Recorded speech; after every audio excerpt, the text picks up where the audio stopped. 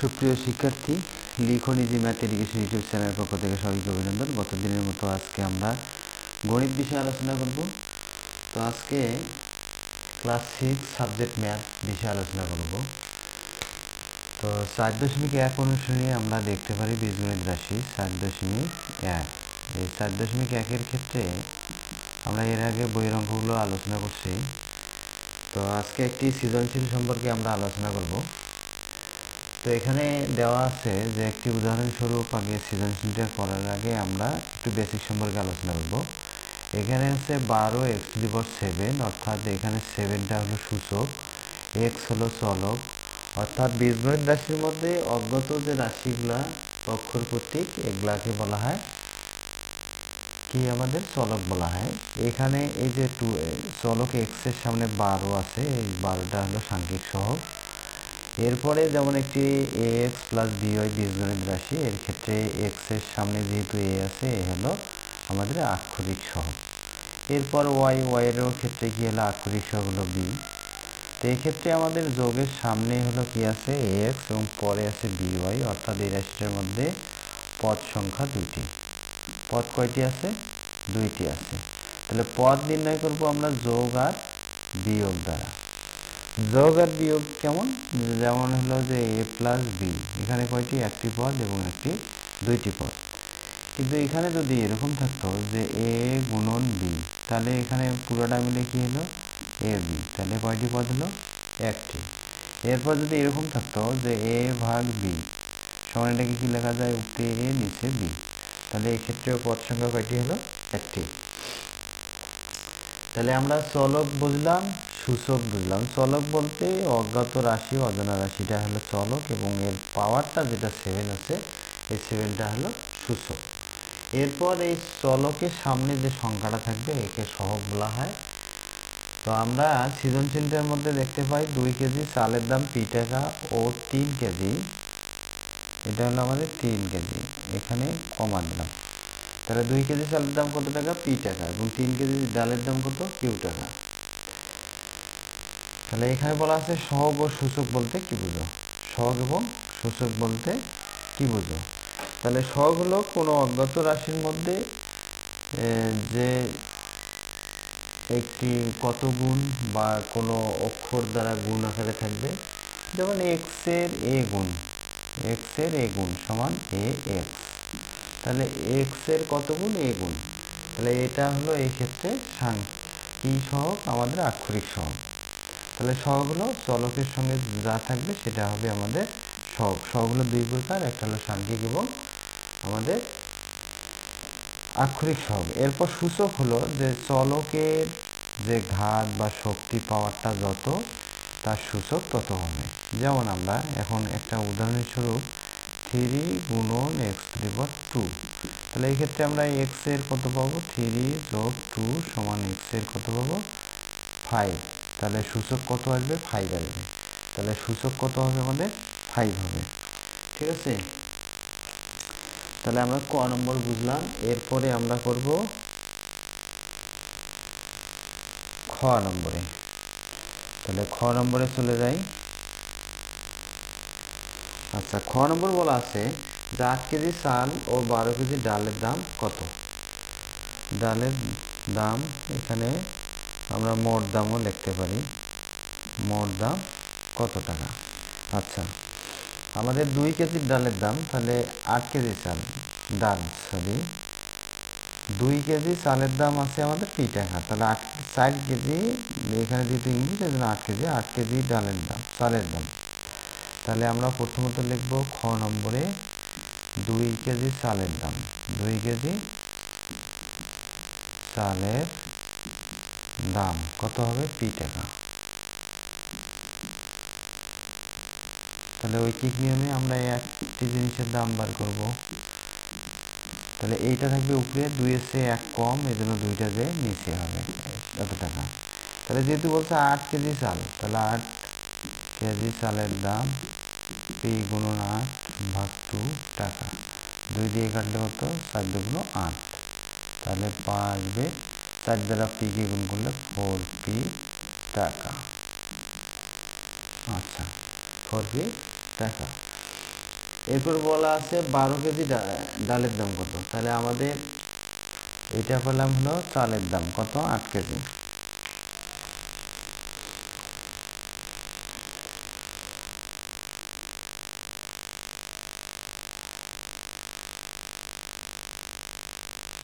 তাহলে আমরা কি পেলাম, এটা পেলাম 4p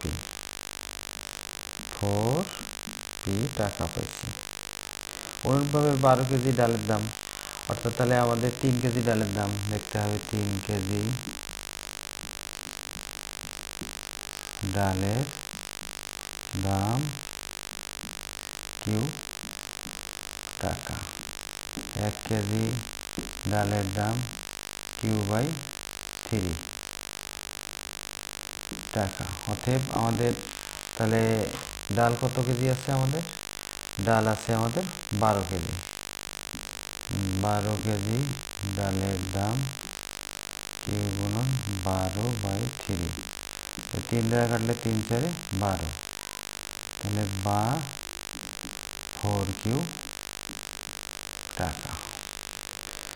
তাহলে আমরা চালের দাম, তাহলে এখানে আমাদের 8 কেজি চালের দাম যা আর 12 কেজি ডালের দাম একই আসতেছে। তাহলে 4p টাকা, এটা হবে 4Q টাকা। তাহলে এটা কত আসলো আমাদের, 4Q টাকা। তাহলে আমরা 3 কেজির দাম হলো কিউ, 1 কেজির দাম কম, এজন্য কিউ উপরে 3 গেল নিচে। তাহলে 12 কেজি 12, তাই 1-এর চেয়ে 12 বেশি, 12 গুণ 3 কে 3, 3 4 12, 4 দ্বারা কিউকে গুণ করলে 4K। আচ্ছা নেক্সট, তাহলে অতএব আমাদের যেহেতু বলছে 8 কেজি চাল, তাহলে মোট দাম একবার লিখতে পারি বা লিখতে পারি 8 কেজি, তো মোট দাম লিখলাম। মোট দাম, মোট দাম তাহলে আমাদের কি আসতেছে 4p + 4q টাকা, অথবা এটাকে 4 কমন নিয়ে p + q টাকা লেখা যাবে। ঠিক আছে। আচ্ছা, তাহলে চালের দাম ছিল 4p এবং ডালের দাম 4q। এরপর কি আছে যে এত রাশিতে পদ সংখ্যা কতটি। আচ্ছা, রাশিটা গ নম্বর, তাহলে গ নম্বরে আমরা গয়ের ক্ষেত্রে তাহলে বলছে 3x - 2y + 5z + 2y square. তো এইখানে মনে রাখতে হবে বীজগণিত রাশির ক্ষেত্রে পাওয়ার যার বড়, পাওয়ার কি আছে 2y স্কয়ার, y এর পাওয়ার কত, সবচেয়ে বড় হলো y। যদিও বীজগণিত রাশির মধ্যে আমরা 26টা লেটারের মধ্যে x আগে দেখি y পরে, তারপরে যেহেতু পাওয়ারটা বড় তাহলে আমরা এটা আগে লিখব, তারপর কি লিখব 3x, তারপর কি লিখব 2y + 5z। আচ্ছা, তাহলে আমরা যেহেতু প্রথম কোশ্চেন ছিল যে পদ সংখ্যা, তাহলে পদ মূলত নির্ণয় করা হয় কি দিয়ে, প্লাস আর মাইনাস, এই দুটো দিয়ে। তাহলে এখানে প্লাস, তাহলে কত, 1টা 2টা 3টা 4টা, তাহলে পদ সংখ্যা লিখতে হবে রাশিতে পদ সংখ্যা কয়টি, 1 2 3 4, 4টি। ঠিক আছে, তাহলে পদ সংখ্যা কয়টি হবে, 4টি। আচ্ছা, এরপরের অংশ আছে যে x = 1, y = -1 ও z = 0 হলে রাশিটির মান কত। তো আমরা যেহেতু রাশি লেখা আছে এখানে, তাহলে এগুলা মিশাই দেই।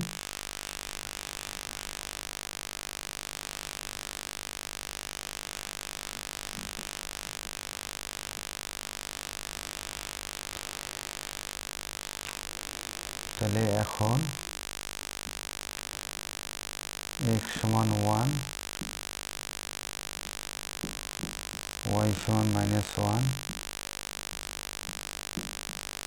এবং z = 0 হলে কি পাবো, 2y² + 3x - 2y + 5z। আচ্ছা, এখন 2 লিখলাম। ওয়াইয়ের মান কত? -1, -1 প্লাস 3, এক্স এর মান কত? 1, 2, ওয়াইয়ের মান কত? -1, 5, জেড এর মান কত? 0। এখানে এক্স ওয়াই জেড এর মান বসিয়ে, আচ্ছা কি পাবো তাহলে? যে কোনো সংখ্যার বর্গ ধনাত্মক রাশি। কি রাশি আমাদের? ধনাত্মক। তাহলে -1 এর পর স্কোয়ার -1 হচ্ছে প্লাস 2 × 1। বোঝার জন্য 1টা লিখলাম, একবারে 2 একে 2 লেখা যাবে। আবার 3 দ্বারা 1কে, যেহেতু এক্স এর মান 1 ছিল, 3 একে 3। আবার -1 হচ্ছে প্লাস 2 একে 2 প্লাস 5 দ্বারা 0কে গুণ করলে 0, অর্থাৎ যে কোনো সংখ্যাকে 0 দ্বারা গুণ করলে 0। তাহলে কি পাবো? যদি দুইটায় প্লাস হয় গুণ করলে প্লাস, দুইটায় মাইনাস হয় গুণ করলে প্লাস, বাট একটা মাইনাস একটি প্লাস, তাহলে সেক্ষেত্রে হবে মাইনাস। বোথ আর অপোজিট সাইন, তাহলে কি হবে? Multiply minus. Both are similar sign, মানে দুইটা যদি একই জাতীয় হয় তাহলে প্লাস হবে, দুইটায় মাইনাস প্লাস, দুইটায় প্লাস তাও প্লাস, একটা প্লাস একটা মাইনাস হলে মাইনাস। আর 0কে যে কোনো সংখ্যা দিয়ে গুণ করলে আমাদের 0 আসবে। কি আসবে? 0। তাহলে কি দাঁড়ায় আমাদের? তাহলে 2 দ্বারা 1কে গুণ করলে 2 একে 2, 3 থাকলো প্লাস 2, আর 0 যোগ করা অর্থ হলো কিছু বাড়বে না, ওটাই থাকবে। 3 2 5 আর 2 7। তাহলে আমাদের এই রাশিটির কাঙ্ক্ষিত মান হলো 7। তাহলে কতবার হলো আমাদের? 7। এটা হলো অ্যান্সার আমাদের। মূলত সৃজনশীলে অ্যান্সার লেখার দরকার হয় না। তাহলে আমাদের কাঙ্ক্ষিত অ্যান্সার হলো 7। তো আশা করি সবাই বুঝতে পেরেছো। শেষ পর্যন্ত ভিডিওটি দেখার জন্য সবাইকে ধন্যবাদ। এরপরে আরও নতুন ভিডিও পাওয়ার জন্য আপনারা লাইক, সাবস্ক্রাইব, এবং যদি কোনো সমস্যা থাকে কমেন্টে আপনারা লিখতে পারেন যে কী সমস্যা, তো এটা চেষ্টা করা হবে রিপ্লাই দেওয়ার জন্য। তো সবাই সুস্থ থাকবেন, ভালো থাকবেন। এরপরে কথা হবে আবারও নতুন কোনো ভিডিও নিয়ে।